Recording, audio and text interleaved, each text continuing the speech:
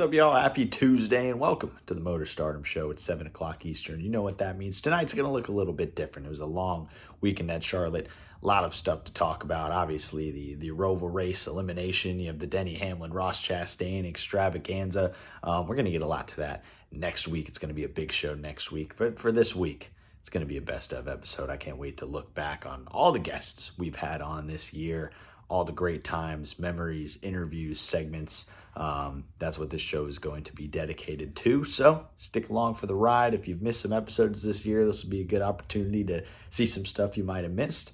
And if you've seen most of the episodes this year, then reminisce, That's what I'm going to do. It was a good time. So thank you guys as always for tuning in and enjoy. To the Daytona International Speedway, I'm RJ Starsvik here. I'm here with Steven Malozzi. Say hello. Thank you. You can hear us. Mic check. Hooters even open that late? When's the Hooters hours? That is a good question. 2 a.m. Why do you know that? Where are you going after your dinner? Let's state the obvious here. So when the 33 truck inevitably pulls out the victory after getting pushes from the 22 and the 2, I have no doubt that me and the guys, we're going to Outback Steakhouse. Raising Cane's has got to be the worst pick for post-race celebration I've ever heard. Oh, no. Keep this mic right here. You win at Daytona, and you're telling me where you want to go is a fast food chicken tender place? I'm going to have to go with Outback. I probably eat there 3 or 4 times a week, so. Hey. The crowd goes wild for Outback. The crowd goes wild for Outback. I also believe Yeah, I just don't know how Mason Maggio is so handsome. And I mean, fundamentally, man, woman, doesn't matter. They all just flock to Mason Maggio. And does he smell good? Does he look that good? I know he's not driving that well, so it can't be that. It's got to be. Oh my God. So I just got to know, Maggio, what is the secret, Mason Maggio, to just being so unpalpably loved? It's his Italian genes, someone in the Instagram chat said. So apparently my Italian genes don't do it for me. But your Italian genes, those are the good ones. Are you going to answer it, or do you not? I'm trying funny to me, and I can't lock in right now and think about answering the question because it was so far out of left field. It's not even funny. I don't know. I mean, I drive fast. I try to, smell good. That is one thing that I will say that I get a lot of compliments from the ladies about, is always smelling good. Steven is the only guy that I know that would say men as well.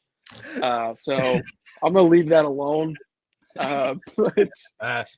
Listen, we try to win both on and off the track. I will say that when it comes to the driving race cars and trying. The drivers were to have a 1-lap foot race around the track, who do you think would win?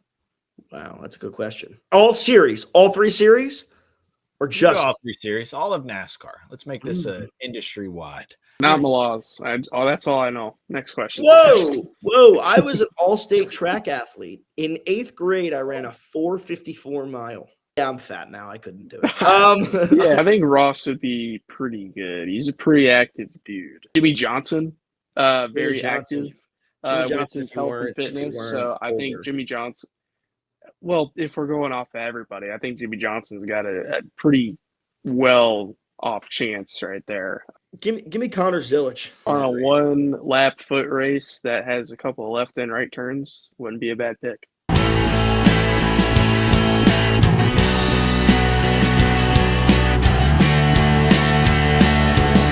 I think he might get fined for it.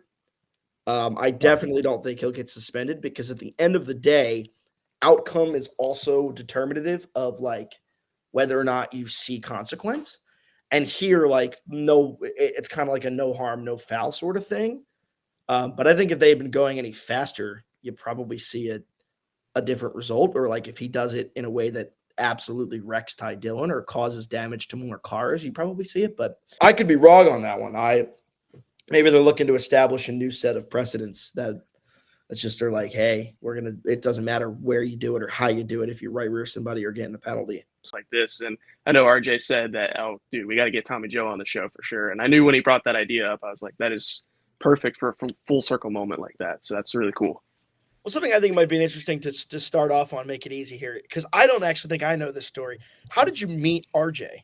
Like, what happened? How did you get to know each other and then decide to start a show together? Look, I'm gonna let the host take care of this one.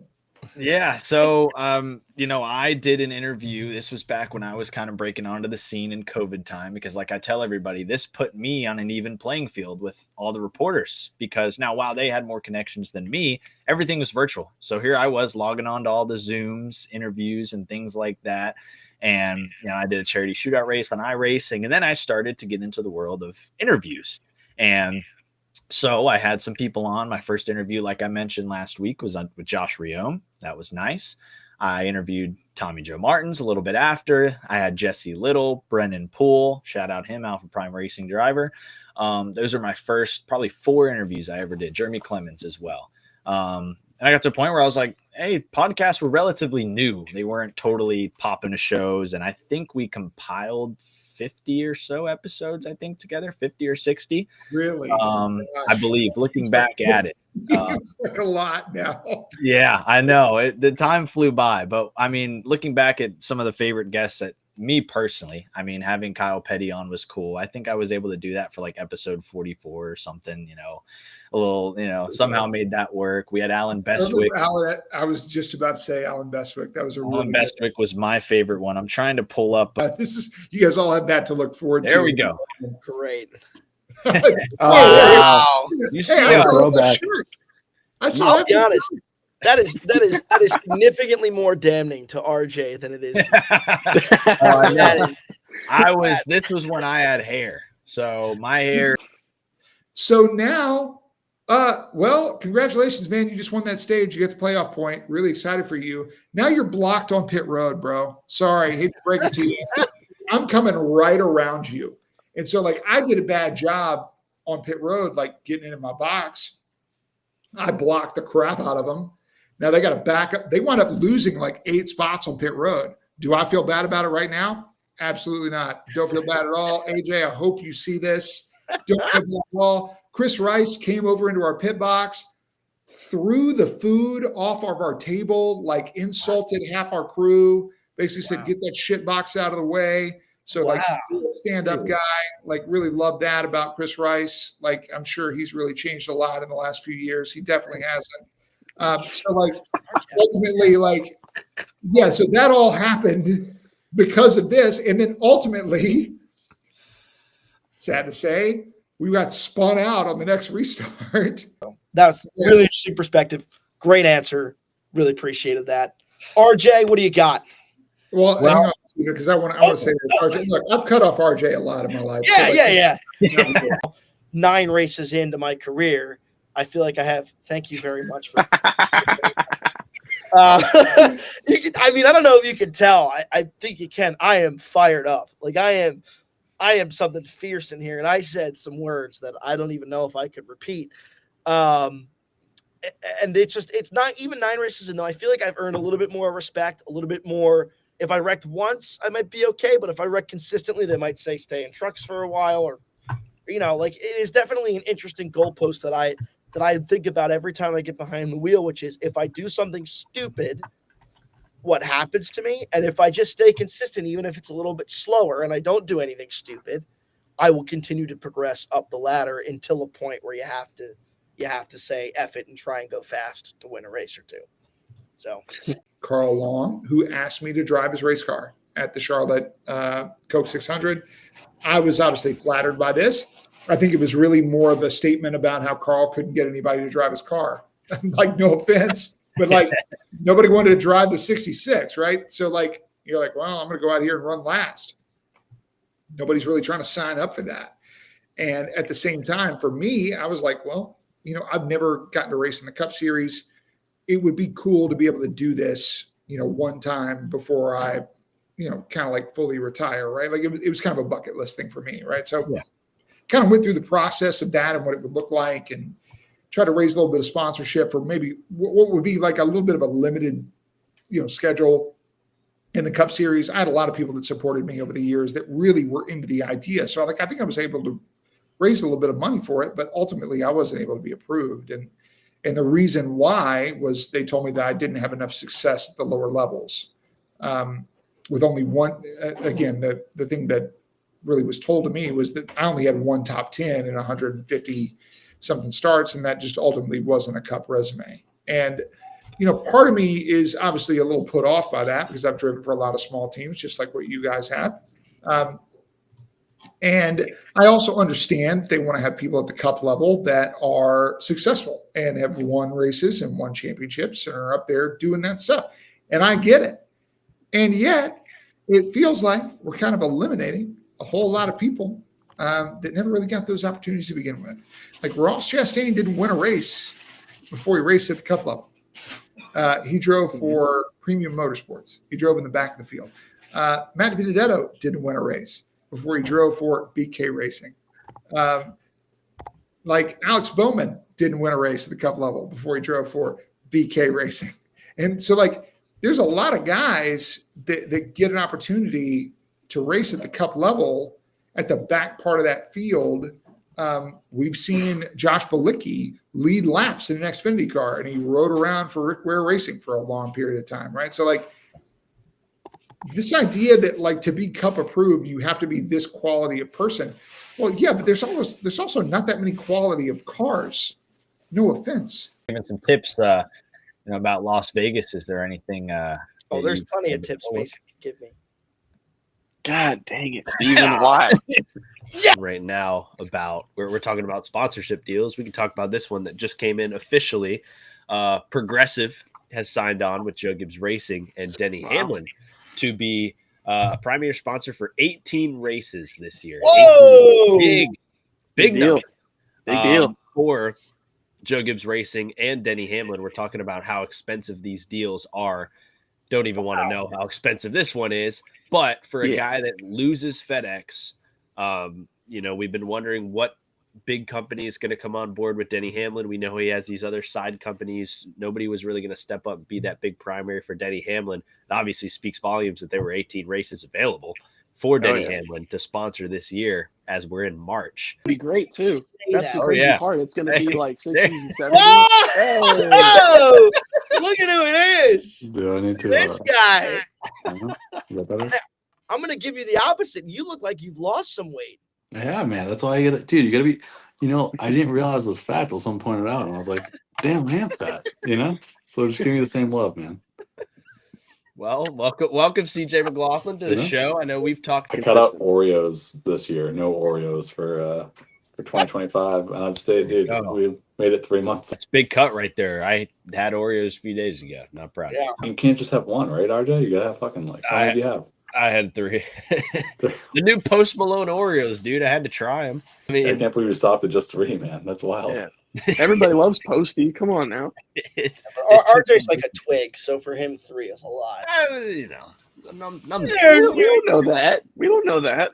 I've met RJ many times. He's a twig. Compared to what? No, go there. I don't know if a lot of people know, but the weekends I was racing, and if anybody else ever driving that car, Dawson's at the track working on the car, working with his dad, and still a part of that team. And I don't know how many people realize that, but Dawson's a really good dude. He's a kick-ass race car driver, and his dad's extremely knowledgeable and really talented with what he's able to do with race cars. And that family itself, dude. I mean, that's another definition and an example of how true hardcore racers are at Mike Carmel Racing. It's there's a lot of moving parts, and Mike runs on a very low budget, probably the lowest budget in the Xfinity garage, but they still bring really fast race cars. Those guys want it bad, and they have a really good run. So Dawson had to freaking send it and qualify at Homestead, and I was extremely bummed for him, and I know that was tough. Studio, there we go. We got some music going for Stephen Malazi. Congratulations.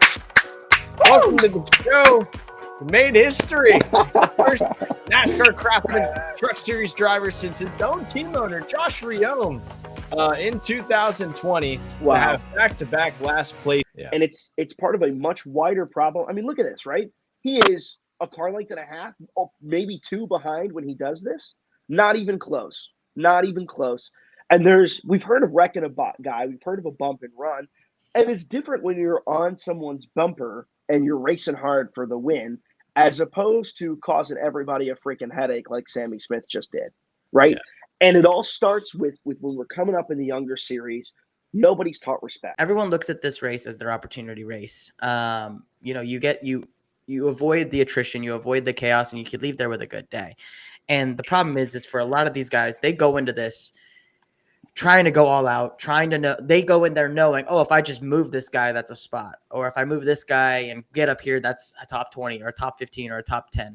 I mean, we watched that finish, over and over there. And there was guys who just simply kept it pinned to the wood and drove through each other to get to the line. Now, I get it. It's the white flag, right? And if you're, one of those teams that has that budget to do it, absolutely. But at the same time, it's like, I remember walking through the garage area and just kind of making a mental note of every car, how they looked before the race started. And I left the race with 20 to go. I got tired of it. And I watched every single car in the field at some level of significant damage. There used to be times where if you bought the full tire allotment, congratulations, you were finishing 24th or better. Yeah. Now, do you not have a name? Do you not have a lease motor? Ooh, enjoy 33rd. Like it's tough. The idea behind it is I want to be in a car and know when I'm going to be in a car. That's my biggest thing that I've always seeked in racing. And last year was the first year I had that.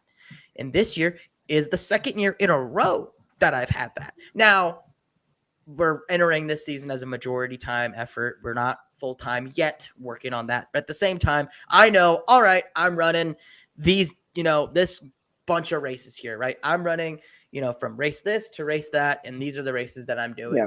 Cool. Yeah. Right. That's what I want. And being able to go to these incredible places in Canada, right? Start for sure. I really don't know much about how they drive. They drive like this. Hold on. Talk about them. They drive just like this. Jeez. I never imagined I would learn this much more in trucks. Every race, I feel like I'm telling my team, I'm like, wow, I learned so much. I can't wait to apply that all the next weekend. And then I learned something entirely new the next weekend. So it's just constant learning, which is exciting.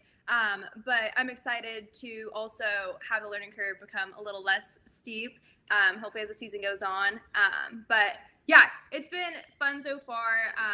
But yeah, I think the biggest thing for me, I'm always like, I just want to finish the races, which I know sounds like a lame goal to have, but if I'm wrecking out lap one, then I'm not going to be learning anything. So for me, I just want to focus on growth as a driver, because I think in the long run, that'll start to give me some results. So that's kind of been the focus, and just learning all the tracks and yeah. Guys around you. I want to talk about something very important here before, we get to the closing part. So, if my memory serves, so you had kind of the mechanical issues there with the car this weekend. I know Carl was talking about the power steering issue, and if I remember correctly, didn't you have another race at Bristol where you just were racing like without power steering? Like how on earth did you do that?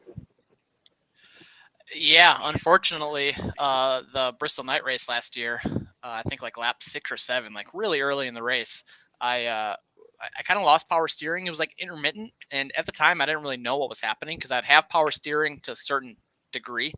So like, I guess if you think about it, like 10 o'clock, like I'd have steering from, the 12 o'clock to 10 o'clock position. Then anything beyond that was just like really hard and really aggressive.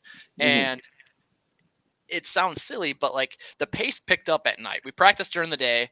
The pace picked up at night. I got a little bit better in the car. The pace picked up at night. So the first couple laps that I started having difficulty in the car and the steering, I just kind of thought, all right, everything's binding up. We're going faster. Like maybe this is just common. I haven't driven a next gen car at Bristol yet. Well, I have secrets and I can't share them. For example, Insurance King, my sponsor, they've been with me since 2019, very loyal. They've been on a primary over 50 races between trucks, Xfinity, and Cup. I literally sent Insurance King a message on Facebook, and I kind of went above and beyond, and I rendered up what a race car would look like with their logos on it. I did some research, found a company vehicle, which was exactly what a race car looks like now with the black and yellow and gray striping. that design stems off of one of their company vehicles. So, I mean, I did some research, found that, thought it would look cool in a race car. I put together the rendering myself. I do a lot of my own renderings. A lot of the race cars that I'm driving, I've designed, or at least have some kind of input on. And that deal, like I said, stemmed on Facebook. My first NASCAR start in 2016 stemmed on Facebook.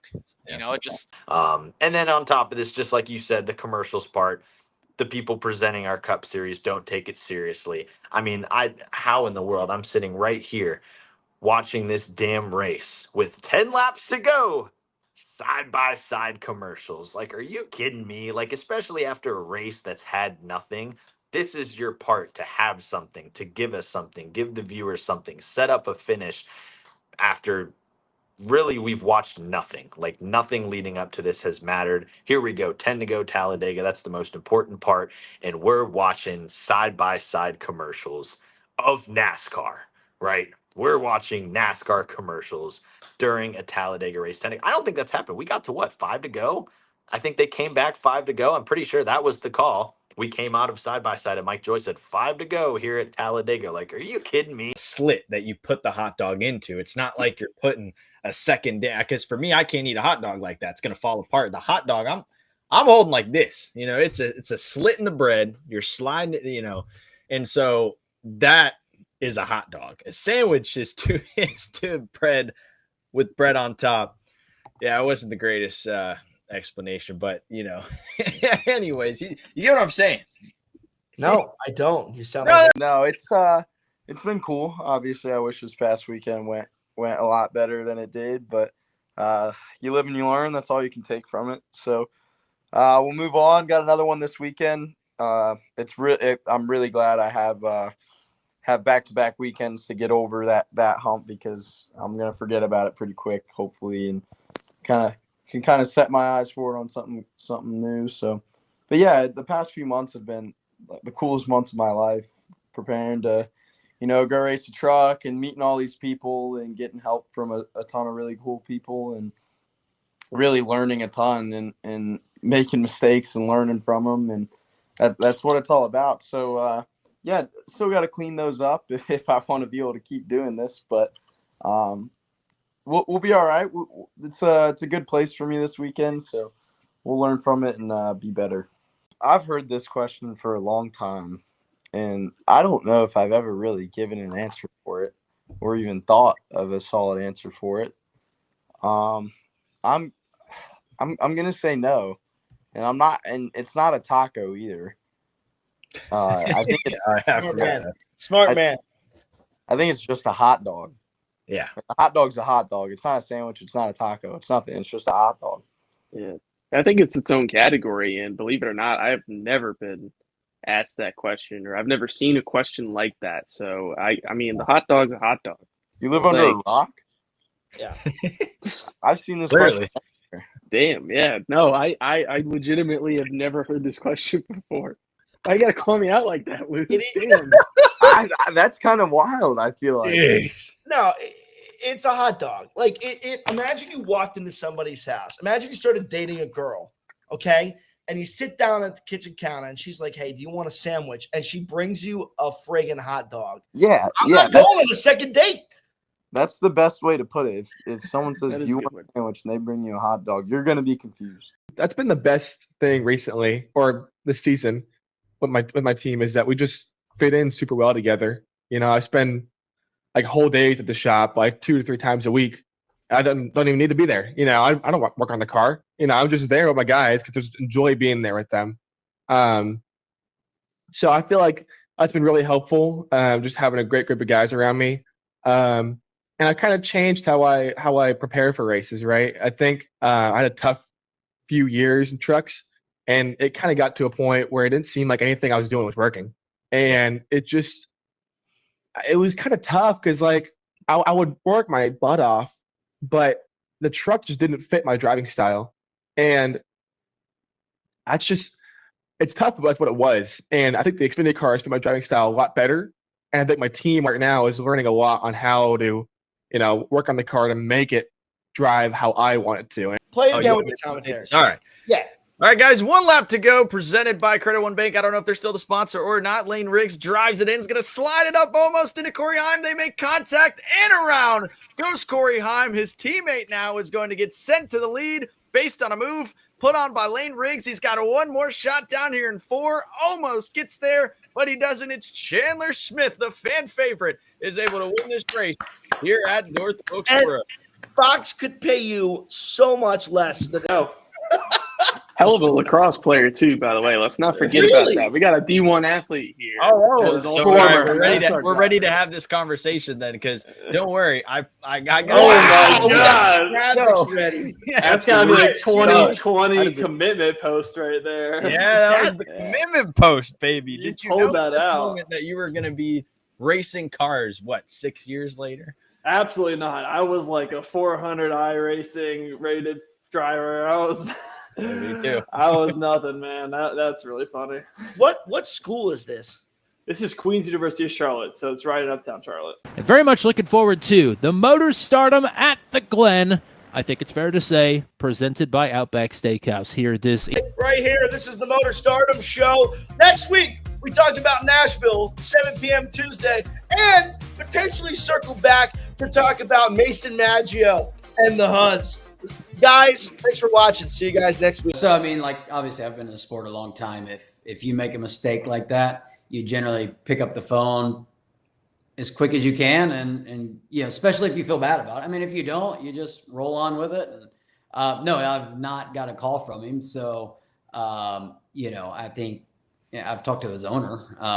You know, Jeff Dickerson and I are super tight. So, yeah, no, I haven't got a call from him. So, you know, to my point, he doesn't really care about it, which, you know, it's fine. If that's the ground he wants to stand on, that's completely fine. But definitely will be something I won't forget. And, you know, if I don't hear from him by the weekend, I'll probably confront him and we'll figure it out. Steven, I saw some people were saying like, oh, I guess Ricky's not going to Chili's, so I guess I'll go to Outback instead. Yes. Yeah. Yes. But Ricky, I will give you a blooming onion if I see you at the racetrack, okay? On me, you gotta go. Let's turn the tides around. I'm gonna do more PR for Outback on one race, maybe 2 a year, than Carson does for all of his Chili's races, which funnily enough, Carson flipped me off in my debut event because I was like, whoa. I walked up to him after practice. I'm like, holy shit, he's like a freaking he's freaking huge. He's hard. Yeah, I might have to come off the top rope or something, but cohort of women. So if you want more of that action, 7 p.m. every Tuesday. We'll see you next week on the Motor Stardom Show. Shout out to Amir Alexander. We gotta have him on. Oh boy. Yeah, man. It's awesome. It's a dream come true. You know, the deal I had with my parents when I first started racing, and then all my car owners and sponsors and stuff I've had over the years, is I always had to put school first. And obviously, you know, kids have dreams. You want to be professional in anything, athlete, whether that's in other sports or in racing. And you know, it gets really narrow the closer you get to the top, and the chances of making a full-time living at that's really hard. So school was always a priority. So I've kind of juggled these two things my whole life. You know, went through college and then med school and all the training after that, and to kind of see it all culminate together now where I can, you know, be a surgeon during the week and help people, save them from emergency, you know, conditions where they can lose their sight. And then that same week, you know, fly to a racetrack and then go race in a national NASCAR series. I mean, it seems unreal. I mean, this year has just kind of been really hard to wrap my head around that it's happening. And sometimes I just got to stop and be like, dang, I can't believe, you know, both of these things are simultaneous. But yeah, man, I consider myself like the luckiest person in the world that I have the opportunity to do both these things. I'm just trying to enjoy all of it 100%. Go Bryce!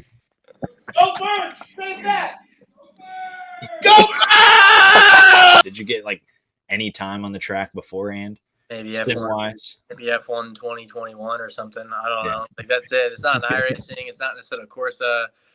It's not any of those things. But what I do know is that, you know, the bigger teams, they have these like, you know, you got Chevy, Toyota, and a bunch of those other teams that have these massive facilities and sim sessions where they actually have the car loaded up on the actual sim, and you could set up the car to how it feels on the sim. The drivers themselves get hours and hours of time. So It's we show up to the racetrack probably how you would show up to the racetrack 20 years ago. But no, these guys are just ahead. So, but it's part of racing, right? So we got to figure out how to work around that. So I got a question for you, Brennan. So first of all, you got a little bit of time here. Yeah, we got it. It's our first double guest deluxe Motor Stardom show episode. Now you said you had 43 Cup starts. Yeah, I think that's correct, right? Is it right? 43. We fact checked it. It would have been cool if it was 44 last week. I believe you. Here's what I'll tell you. What's cool. That's 43. So, you got a whole studio there. You want to be an interviewer real quick and ask somebody a question who's had 433 Cup starts? Okay. All right. Let's bring him in here. Let's get crazy. Let's get crazy here in the Motor Stardom show. 43 Cup starts to 433 Cup starts, I believe, and that is true. I'm good, man. Thank you. Yeah, I know you're doing good, and been watching you, and not just you, but watching the races every once in a while and see your name up there. So it's good. Thank you. Really appreciate it, man. Yeah, I'm in my 30s, so I was I had your little cars when I was racing quarter midgets, the legend cars and stuff. I followed you all the time. So I always wondered when that time was going to come when the old guys, I remember I drove for Kale and all that stuff, and I was like, man, wonder where that transition comes in. And now I get people saying, oh man, I used to watch you when I was a little kid, in your little cars, and just like you just said. So I feel like I'm getting old, now, and kind of one of the older guys that's on their way out. So yeah, but man, what a awesome career. I mean, it's like, oh yeah, I've had a great career. Yeah, it's like, you said, it was you got to enjoy every moment, man. You got to, take it one race at a time and just live life and enjoy what you got going on now. And like I said, it flies by. Next thing you don't know, your career's done, and it seems like 10 or 15 years just goes fast when you're living that type of, lifestyle and racing every week, and you just don't have time to stop and really think what time's about, and it happens really fast. I hear a lot of things, but now I'm back to where I just race and I don't worry about all that stuff. And I go out and if I want to change something on my car, it don't matter what it is, I can change it. If I want to make it better and widen the fenders out or change springs or shocks or whatever I want to do, I can do it. I don't have to go through all the steps of doing that. I don't have anybody saying, well, you can't do that because of this or whatever. And that's what I really like about racing is when I can go and kind of, work on my own car and get my stuff right. And because I know that, it don't take long to figure out if you're not in a good car and your car isn't handling right, you're not going to be a good driver. That's just the way it is. You got to be able to understand what you need in your car. And that's something I was really feel like that is probably my strongest point was being able to go out and feel what I needed in my race car. And which I learned that from a lot of people, throughout my career. I got to drive with Rusty and teammate with him, and he taught me a lot. And I got to be teammates with Bill Elliott and work with Ray, and just I've been with a lot of good people. And names, so you can just guess who this is. Ask Brennan if his cat bites people. Yeah. I think I know who this person is. Yeah, my cat does. We had to take her front claws out a long time ago. She was ruining all my furniture. I couldn't get her to stop. So now she does get a little mouthy. And if you pet her, you pet her too much, she gets overstimulated and she will turn and she'll get you if you're not careful. And there's a few of my friends that know that, but you have to learn her techniques because she's super friendly and super talkative. But yeah, she'll turn on you quickly. So yeah. What are your thoughts on Olive Garden? Damn. Well, fuck it. Olive Garden's never gonna be my sponsor, but it's like, to me, Olive Garden it's not Italian food, bro. That's like saying Taco Bell's Mexican food. You know what I mean? It's just no. It's like saying, it's like school pasta. It's pasta with ketchup. No, it's like saying a hot dog, bro. There's Nathan's hot dog, which hell yeah, I'm gonna throw it down. Or is that cheap ass one that looks stale and you don't know what's in it? No. But you get a Nathan's, Sabrett's, bro. I'm gonna kill it. But no, that is not Italian food. No, I'm sorry. No, I don't care how people love it. Sorry, they're not going to be my sponsors, which I don't care. But hey, some people love it. So all power to them. But we all have different palates. But to me, no, it's not Italian. Caesar, next there race. You go. Next all right. I would like to debate the Texas Roadhouse. Hey, Tanner, no, Tanner, shut the fuck up. Oh yeah. I would have given you 7.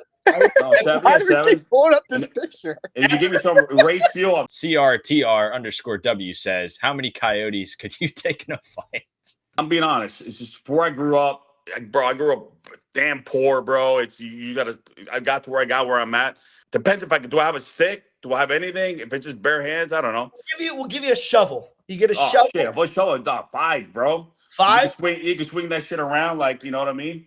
Yeah, dude. Yeah, you do the, you know. Oh yeah, yeah, yeah. Oh yeah. I would have given you 7. No, 7, Why yeah, do we 7. keep pulling up this picture? And if you give me some race fuel, I'll scare the shit out of those It coyotes. depends on how many prime bites I eat before I fight the coyote. Yeah! Hey, Tanner's getting the marketing, baby! No, Tanner! another plug. If you do the Alpha Prime pre-workout, oh, then I'm lit, bro. I'm like a lunatic. Then it's WWE. Probably like I'd say CTMP where the truck went. I mean, I know they're talking a lot about going to Montreal. I don't. I mean, Montreal, the location is incredible. It's like on the island of Montreal, like right downtown. But I feel like CTMPs was definitely one my favorite or one of my favorite racetracks I've ever been to. Just high speed and elevation changes. It's a really fun track to run, and it'd be a pretty good fit. It's definitely awesome to be able to get the opportunity to drive with Venturini Nitro Motorsports and to drive equipment like that, and to even have an opportunity to be running up front. So that's it's a really solid day. I'll be honest, my true expectations going into it were like a top 5. So the fact that we got a second out of it, I was pumped about it. I truthfully, I think trying to be, I think the goal for trying to be maybe the best Venturini car is going to be a tough one, Venturini Nitro car. But I think it's truthfully, I think that's the best result we could possibly ask for right there. The 18 and the 28 are really good. But man, can't ask for a whole lot better. Who would win in a shifter cart race? I actually want to know. I want to see who's going to be who's going to have the upper hand. I think that'd be a close one.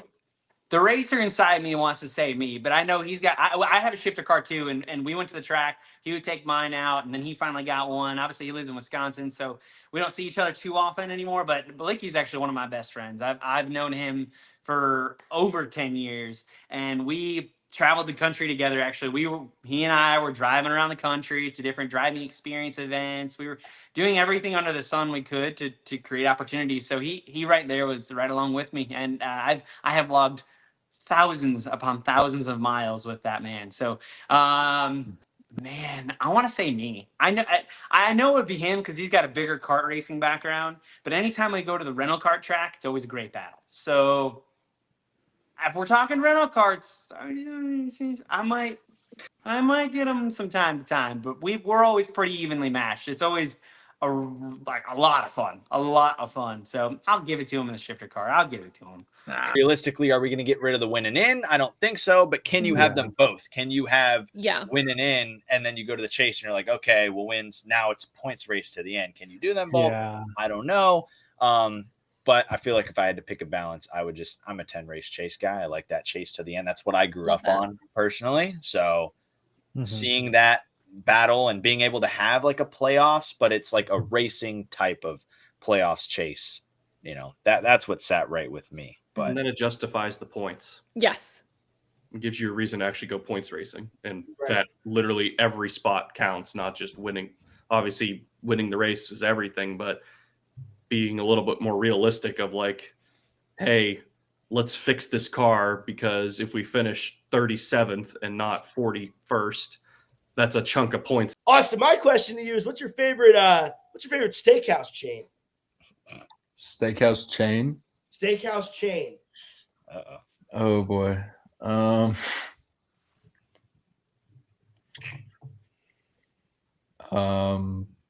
Texas Roadhouse, I guess. God!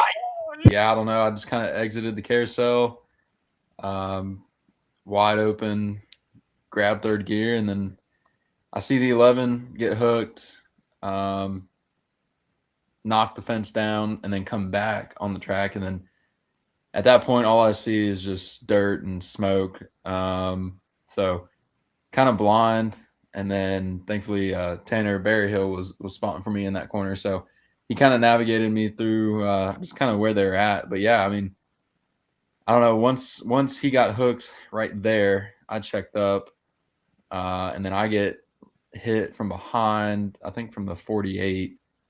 So then I kind of sped up because I knew there was a whole pack of cars coming.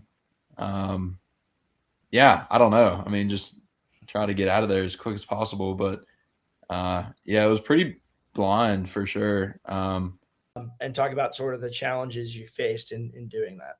Yeah, well, it was very, very hard. I came up the last second. Actually, I was in Jersey. Megan called me. She's like, "Listen, we want to drive. You know, this and that." Tommy called me. He's like, "Damn, they want Daytona. He wants 5, 6 races, but you got to give up Daytona." I'm like, "Bro, I can't give up Daytona. It's, you know, I'm only doing 4 this year. Like next year, I'm doing a lot." It was different. So I was doing 9 or 10. You know, I was like, "Well, let's run a 4th car." I'm like, "Oh boy." And, you know, I know, but the thing was, we were lucky that we had the week off, so that helped out. We were actually short a speedway car, so we had to go and buy another speedway car. And I think we got it from. I think we did buy it from Our. I think it was one of our motorsports. We bought one of their speedway cars. Bought a couple things from them. I think we bought a pit box too, if I'm not mistaken. But yeah, it was just the guys. You know, yeah, the guys got a little. You know, they're like, "Damn, you got to build an extra car." But we squeezed it in. Got him a lease motor too, so he's excited about that. Hello. I'm trying to discover when it's going to be pee-pee poo-poo time. How about you? I don't know. Pee-pee poo-poo time. Always pee-pee poo-poo time. It's funny, we were literally talking about that same thing on the drive over here as Tony and Mason were. I love how Tony Maggio. Shout out Tony Maggio. That guy tunes in every week. And you know what? Him and Checkered Flag Dan really keep the show going. They do. I don't know what we do without him. Run here. We're gonna let you hold it the entire time. Again, low budget. Low budget. It projects. You can hear everything, but we want them to hear you the most. So. Yeah, Tommy, I'm firing Tommy for booking me on this podcast. So we were running the Xfinity race, and I don't know, we got like halfway or quarter way through, and it rained, and it was obvious that we were not going back green. Yeah. So they had a UFC fight, or not a UFC fight. It was a MMA fight. Oh, I remember this. Like, so I don't even know what series, but it was like they had an octagon in the fan zone. And so in the middle of the race, all of us, me and Ross and Harrison Rhodes was my teammate at the time too. We all came, we were sitting like literally front and center ringside of this UFC fight in the middle of the Xfinity race. It's raining, the guys are slipping and falling and sweat's getting pelted and blood's getting pelted. It was crazy. It was the first time that I ever went to an MMA fight. And it was like, it was live on Fox Sports 1. And like we got on TV and everybody's freaking out. It's like, oh my gosh, there's a bunch of race car drivers. It's funny because all the pit crew guys came over and they were suited up. So everybody thought that there was like 100 NASCAR drivers around this fight. So we had a good time doing that. Yes, Tommy. All right. So imagine this scenario. This is you, right? You're hanging out, you know. There's a 1-car spin in front on the backstretch, and Mason Maggio comes from 40 cars back, ass packs you. Sure. You end up in the lake. Yeah. What, like, how do you approach fighting him? Because, like, look at him. You could take him. He claims he goes to the gym all the time. No, it doesn't. Like, what do you do? You know. Turn that fan on, Steve. Hey, Tommy. Don't come home this week. I can take you in a fight too. I wouldn't even have to worry about it because Bobby Dotter would take care of him before I got there. 7-Eleven, Prime Bites, Chevrolet, Caesar Baccarella. How are we doing, buddy? Good to see you. We're at 7-Eleven. We got to go get him later. So, we talked about it. Oh, we're going. All right. Then we got the one microphone. Low budget. One mic? All right, low budget? Low budget, but a lot of passion. Low budget. Low budget, high passion. I like that. Low budget, high passion. Yeah, but we're so loud is I think we're one loud. mic. No, the mic is projects. It hears everything. It's just for aura purposes. Yeah. We put it in the guest. Looks more professional. Yeah. Yeah. Actually lost 8 pounds. Prime Bites. Okay. Prime Bites, more muscle. I leaned out. I gotta tell you, the best endorsement for your product is sitting right in front there. of me. I mean, look at those biceps, ladies and gentlemen. Yeah, and That's the age, what bro. I'm I'm old. You know. Yeah, You know? yeah, and he still looks like that. Yeah. It's because of the freaking Prime Bites. That's it. I mean, go Yep. get your pack now. 7-Eleven. You gotta look good. I gotta look at my beautiful girlfriend, future fiance, bro. So I gotta look good. If not, she'll trade me in for the, a different model. You know? Different model. Yeah, no model. No. It's I got to maintain. So. I feel like being kind of racing your own equipment kind of teaches you more so how to take care of your own equipment, right? Per se. Yeah, I mean, a lot of guys that come to mind, in instance like this, right? Your Josh Rooms, your Joey Gases, Greg Van Alst, Jordan Andersons, just guys like that. That the reason why they're successful in business is because they understand the dynamic of, you have to take care of your equipment to be able to make it to the next race. And I think, like I said, owning my own equipment and just finding that grind of making it to the next race and what does it take and the dollars and the cents of this deal and the checks and balances, figuring out what makes sense and what doesn't as a team. Because at the end of the day, you have to survive, in this industry. And so I think that's really taught me to lead up to the opportunities that I'm getting now and trying to make the most of them. Ladies and gentlemen, thank you so much for tuning in. Hope everybody has a great night. We'll see you next Tuesday. And shout out Amir Alexander. Shout out Amir Alexander. Love Amir Alexander. That's my Arby's food review. Thanks to brought to you by Rick Ware. Arby's pulled the plug because it wasn't a good enough review. A few moments later. The Wall is on. That's my show. See, Arby's got him. Arby's got him. They quite literally got him. They kidnapped him. He's gone now. So on the other side of this room, which I can show later, is the router, but it's like in between my bed and the drawer, and I had to lift the bed up a little bit, but now I can't bend down and ever lift it back up, and my left foot is stuck underneath the bed. A complete disaster here on the Motor Stardom show. Derek, I will say, that clip was fantastic, man. I really enjoyed watching that. But I am indeed stuck under the bed. This is spiraled out of control. What? One eternity later. 1000%. And now we will bring in. He's back. All right. Who has didn't even notice until I read his message in the chat saying he got out and then looked up at the top and saw him staring at the screen. Down the front straightaway, big wreck in the back, battles for the lead. Here comes RJ to the outside. Down the front straightaway, through the triangle. They're 3 wide per second. Justin gets turned around. Who's going to get the win? It's going to be RJ.